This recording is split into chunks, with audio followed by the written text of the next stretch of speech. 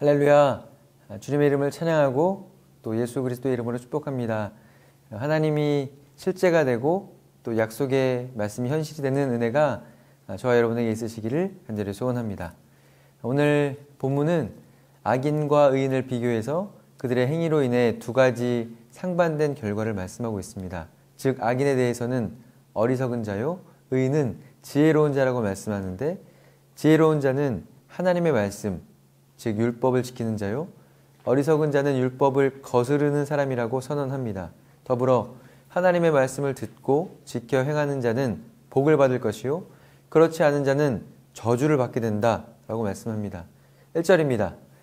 악인은 쫓아오는 자가 없어도 도망하나 의인은 사자같이 담대하니라. 아멘. 쫓아오는 자가 없는데도 악인은 어떻게 한다고요? 도망을 갑니다. 실제로는 쫓아오는 사람이 없지만 양심이 그를 쫓고 있기 때문입니다. 양심은 하나님께서 모든 사람의 마음에 두신 것이지요. 양심은 하나님의 책망이면서 동시에 하나님의 사랑이기도 합니다. 양심이 있기에 잘못을 하고 실수를 하면 괴롭지만 그 괴로움 때문에 잘못된 삶에서 돌이킬 수 있기 때문입니다. 그렇다면 의인은 어떨까요?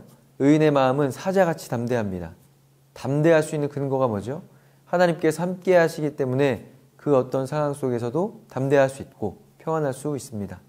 하나님이 우리에게 주시는 마음은 두려워하는 마음이 아니요 평안입니다. 사랑하는 여러분, 혹시 중요한 결정을 앞두고 어떤 것이 하나님의 기뻐하신 뜻일까 고민될 때가 있으시다면 기도를 하면서 내 마음속에 평안이 있는지를 먼저 살펴보시기를 바랍니다.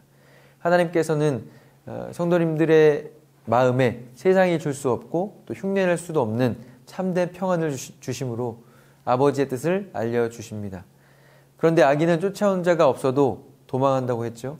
예수 그리스도께 붙들려 사는 의인은 사자같이 담대합니다. 왜요? 주님께서 붙드시되 평강으로 이끄시기에 무슨 일을 만나도 사자처럼 담대할 수 있는 것입니다. 하나님께서 붙드시는 평안의 복, 샬롬의 은혜가 함께 하시기를 예수 그리스도의 이름으로 축복합니다. 또한 성경은 의인은 하나님의 율법을 지키는 자라고 선언합니다. 4절과 7절입니다. 율법을 버린 자는 악인을 칭찬하나 율법을 지키는 자는 악인을 대적하느니라. 율법을 지키는 자는 지혜로운 아들이요, 음식을 탐하는 자와 사귀는 자는 아비를 욕되게 하는 자니라. 아멘. 하나님은 사람을 창조하신 후에 그냥 너 하고 싶은 대로 너 마음대로 살아라 라고 방치하지 않으셨죠. 하나님은 인간이 인간다운 생활을 할 수 있도록 인간을 지으신 하나님의 뜻을 알고 인생을 허비하지 않으며 살도록 최고의 가이드를 제공해 주셨는데 그것이 바로 율법, 하나님의 말씀입니다. 하나님께서 인생에게 내리는 가장 무서운 벌이 무엇일까요? 자기 마음대로 살도록 내버려 두는 것입니다. 죄악된 인간이 자기 마음대로 하고 싶은 거 다 하면서 살도록 내버려 두면 어떻게 될까요? 1차적으로 자기 자신이 망하고 이 세상도 엉망이 될 것입니다. 그러나 하나님께서는 저와 여러분을 불쌍히 여기시어 양심의 가책을 주셨고 고난과 시험거리를 주시어 돌이키게 하십니다. 이는 하나님께서 여러분과 저를 사랑하신다라는 증거입니다. 우리는 자신을 위해서 외모를 가꾸죠. 건강을 챙기고 또 여가 생활을 합니다. 미래를 준비합니다. 투자를 아끼지 않죠. 그러나 나를 진정으로 위하는 현명한 선택은 하나님의 말씀을 마음에 두고 따르는 생활입니다. 말씀을 따른다는 것이 뭐죠? 하나님이 내 인생의 가장 우선순위이며 하나님이 내 인생의 주인이십니다 라는 신앙 고백이자 결단입니다. 성도라 칭하면서도 하나님의 말씀을 따르지 않는 사람은 밑빠진 독에 물을 붓는 것처럼 허망하고 허비하는 인생임을 잊지 마시기 바랍니다. 하나님의 말씀인 율법에 순종하며 살 것을 강조한 후에 이어서 이웃과 바른 관계 맺음에 대해서 말씀하는데요. 이웃과의 바른 관계는 어떻게 맺어질까요? 오늘 성경은 가진 자가 못 가진 자를 배려하고 구조하는 일에 자신의 물질을 사용함을 통해 바른 관계를 맺을 수 있다라고 말씀합니다. 3절입니다. 가난한 자를 학대하는 가난한 자는 곡식을 남기지 아니하는 포구 같으니라. 즉 가난한 자가 가난한 사람을 학대한다는 겁니다. 아이러니하죠. 가난한 자에게 고통을 주는 사람이 부자가 아니라 오히려 가난한 사람이라는 겁니다. 가난한 사람은 없는 사람의 마음을 잘 알기에 더 오히려 배려할 것 같은데 실제로는 그렇지 않다는 겁니다. 풍족한 부자는 자기에게 필요 없는 부스러기라도 남기지만 가난한 사람은 부스러기조차 남김없이 다 쓸어가기 때문입니다. 하나님 아빠 아버지의 자녀인 성도는 하나님의 상속자이기에 참으로 부유한 자인 줄 믿습니다. 그렇기에 모든 기회를 통하여 하나님께서 주신 풍성한 은혜를 흘려보내는 자, 그 풍성함을 보고 그 풍성함을 주시는 하나님을 드러내는 성도가 되시기를 소원합니다. 8절을 볼까요? 중한 별리로 자기 재산을 늘리는 것은 가난한 사람을 불쌍히 여기는 자를 위해 그 재산을 저축하는 것이니라. 여기서 중한 별리로 자기 재산을 늘리는 것은 불법적인 고리대금으로 재산을 늘리는 것을 뜻합니다.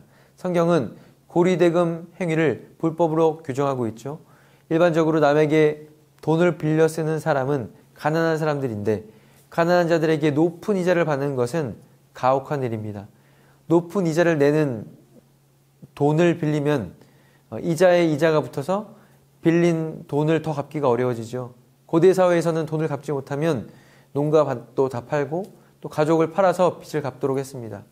그러므로 고리대금은 자유인을 종으로 만드는 악질적인 행위인 것입니다. 이처럼 불법으로 번 돈은 정상적으로 내가 사용할 수 없으며 그 돈은 흐르고 흘러서 결국 가난한 사람을 불쌍히 여기고 돕는 사람들에게 들어가 구제해야 하는 일에 사용된다라고 말씀합니다.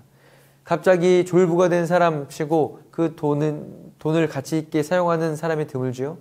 돈의 가치를 모르기 때문입니다.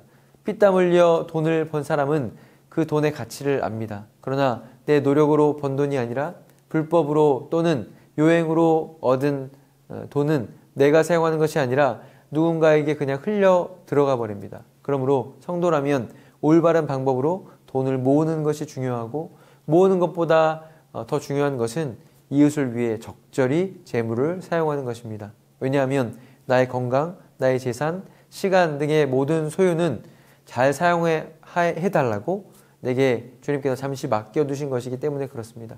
곧 결산할 날이 도래한다는 사실을 기억하여서 내게 맡겨주신 재물 등을 가난한 자들을 위해 적절히 사용하고 흘려보낼 수 있기를 바랍니다.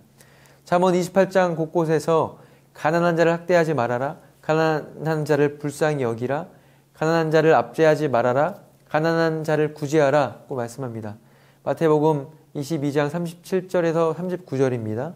예수께서 이르시되 내 마음을 다하고 목숨을 다하고 뜻을 다하여 주 너의 하나님을 사랑하라 하셨으니 이것이 크고 첫째 되는 계명이요 둘째도 그와 같으니 내 이웃을 내 자신같이 사랑하라 하셨으니 이 두 계명이 온 율법과 선지자의 강령이니라. 아멘.